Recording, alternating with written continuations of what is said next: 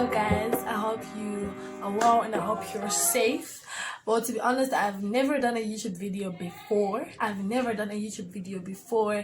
this is my first time doing a YouTube video, or a video that's going to be published in the public. I don't know if I'm making sense, but then I'm here. My name is Rumbidzai, and I'm 19 years old. I guess I should just give you a brief introduction of who I am and what I'm going to be talking about. I'm basically going to be talking about depression, how to tackle depression. I'm going to give you guys my story, and really, we're going to get into it. I think it's more relatable when someone has a story to share concerning that certain topic. That makes it easier for the person who's listening to relate to the person, and when they're getting deep into the story, you are also relating with them. Okay, so first of all, I grew up in a Christian-based family. Christian-based, guys, not just Christian-based, it's just Christian, okay, we love God, but Christian-based family. Like, my mom was active in the church, I used to sing at church. Christian-based family, all everything in the family was all about God, if you get my point.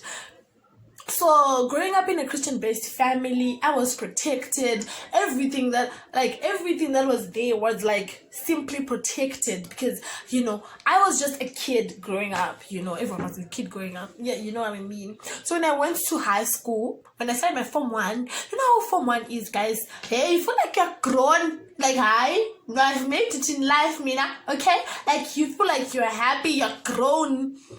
So I went to school. When I went there, people used to give me all sorts of nasty comments because I had cut my hair short and I almost looked like a boy. I was a bit scruffy and stuff like that. If I tell you that I am now a clean freak, you wouldn't believe it. Okay, so yeah, I went to high school, and then I was exposed to many more things other than the background that I had, which was Christian-based. You go and you meet a lot of people, you go and you mingle with people, you're going to see a lot of people who have different characteristics, who do different things, who dress differently, especially the dressing party. Hi guys, dressing, and okay.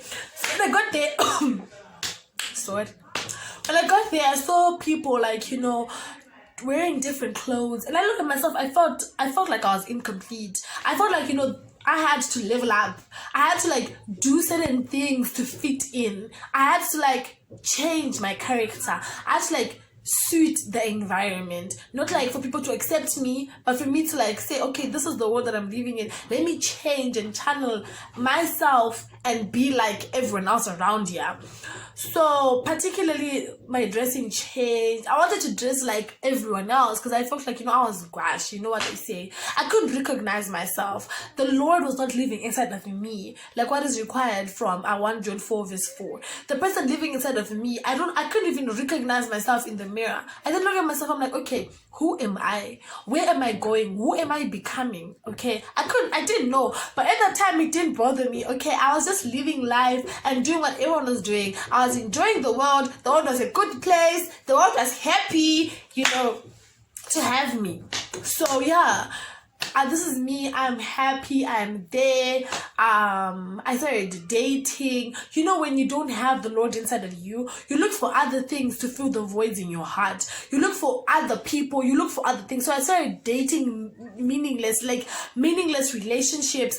You're dating without purpose. You're just moving, Jay. And apparently, people give you a name. People give you a label when you start to embrace those things, when you start to impersonate the other person, or you start impersonating the influencers or whatever.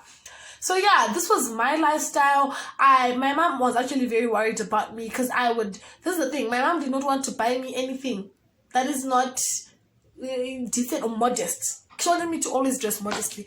But me now, I felt modest.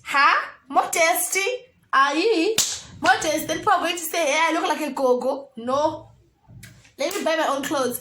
So I used to buy my own clothes, guys, and stuff like that. So the very first thing you need to do is when you look yourself in the mirror, you should be able to recognize, okay, this is Rumbi, and she is this, that, and describe yourself, and you know who you are, and you know the purpose that you have with God, and make sure that your life is aligning with our purpose. Okay, guys.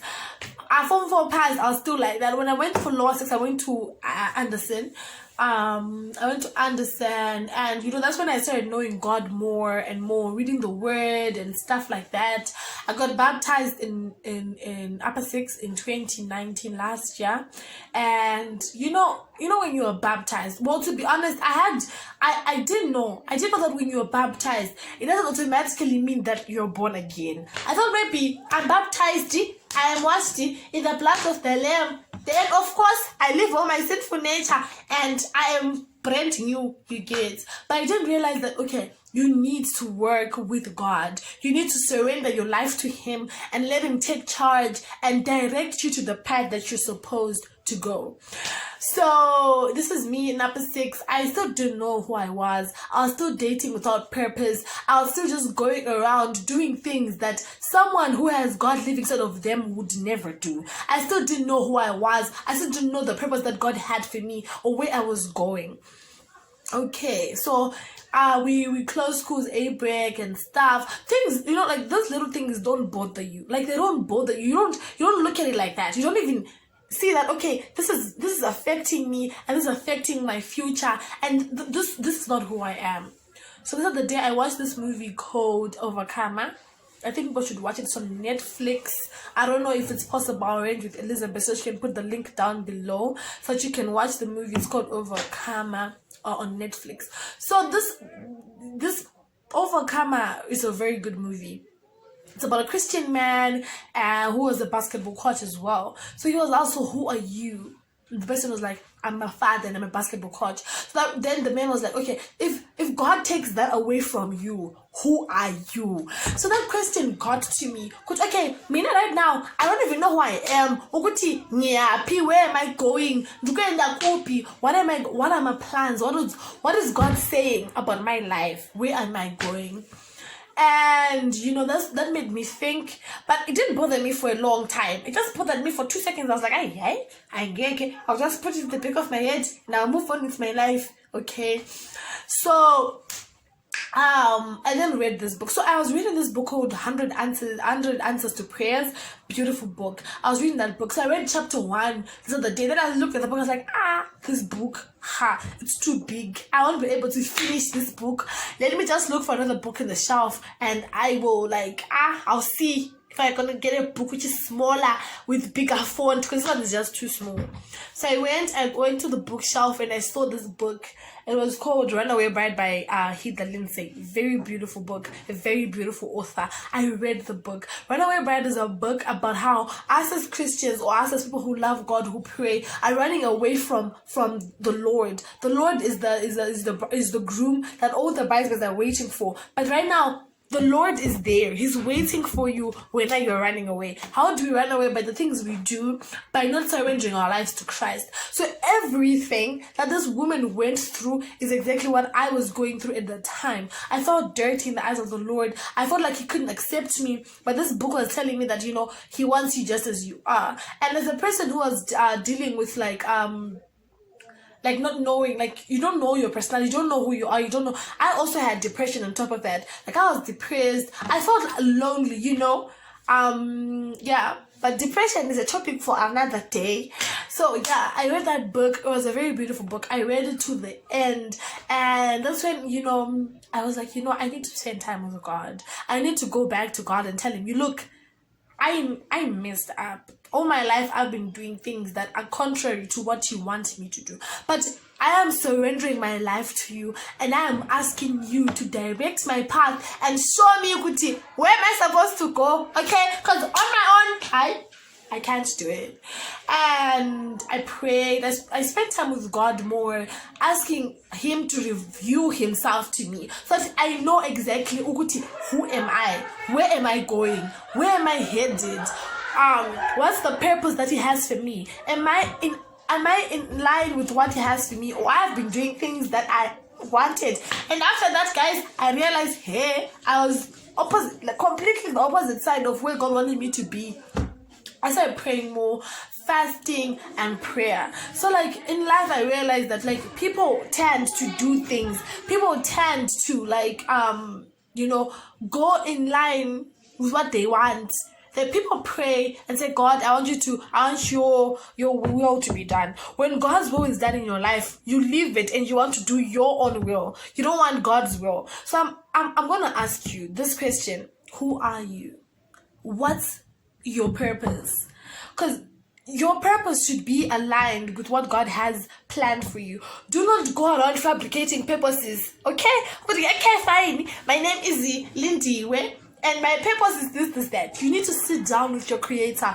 Talk to him, because this is like a dialogue, not a monologue. You're talking to God. You're spending time with him. He's going to tell you who you are. He's going to redirect your path. He's going to help you get over that depression. He's going to help you discover who you are, where you're going, who your true friends are. When I realized where I was, I lost a lot of friends. I started like, I was in a lonely phase, like when you're just lonely in J, like lonely, and I thought of going back to the world. I was like, let me just turn back. But I remember what happened to Lot's wife. Turned back and turned into a pillar of salt. So when you start this journey with God, it's not going to be easy, because not everyone is going to support your journey. Not everyone is going to understand where you're going. Not everyone is going to understand who you are. Not everyone is going to understand that God has a greater purpose for you. Not everyone is going to understand that the person living inside of you is greater than the person living inside of the world. So I want to encourage anyone who's going through this, who is a newly found Christian, a born again Christian. You've just left the world. You just made the first step into becoming God's very own. I want to tell you that, it's not going to be easy, to be honest. It's going to be quite hard, but please don't get tired, because Romans 8 verse 18 tells us that the present suffering is nothing compared to the glory that is going to be revealed in you through Jesus Christ. So I'm going to ask you to keep on keeping on. Spend time with God, most importantly, spend time with God. My cousin thought I was crazy. I used to like go outside with like a bar of biscuits and a glass of milk or a glass of juice and tell her I'm going on a picnic with God. And she was like, a picnic? I was like, yes, Sissy, let me spend time with God. Let me talk to him. Let me find out what he wants from me. Let me surrender my life to him, because on my own I can't do it. So as I was saying, on your own you can't do it. You need help from the one above. So people all the time come to me and ask me, Rumbi, how did you get over depression? Rumbi, how did you find yourself? And I keep telling people that Jesus is the answer. Then someone looks at me with a funny face and goes like, Sissy, we want a more practical answer. And I go like, no, Jesus is as practical as you can get.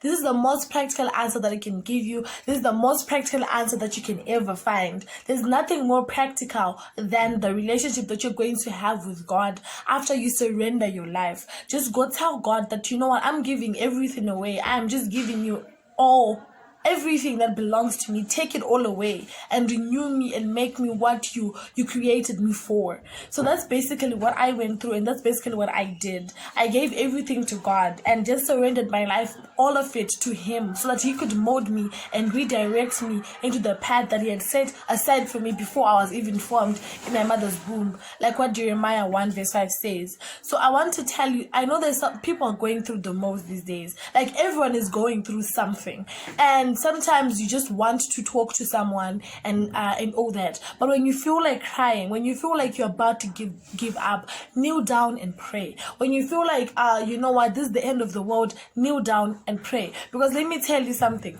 possibility that you're going to tell someone and the person cares is almost 5%. Or even less, but you're going to be communicating to someone who cares for you, who loves you, who created you. You're going to be talking to your father, who cares enough for you to even find a solution for you. And eventually, if you keep on praying and if you keep on allowing God to use you, allowing God to redefine you, you're going to find out that he's going to give you incredible answers. He's going to reveal himself to you. So all you have to do is to be patient. Be patient in the Lord. Don't wish one day I want now to be okay. This is a journey and it takes time. The journey is peculiar to an individual. Some people it takes faster than others. Some people it even takes longer than 2 years. But just please keep on keeping on and do not give up, because the Lord knows. The Lord knows what He's doing, and He knows He's molding you. You're His clay, He's molding you. All you have to do is to believe and pray.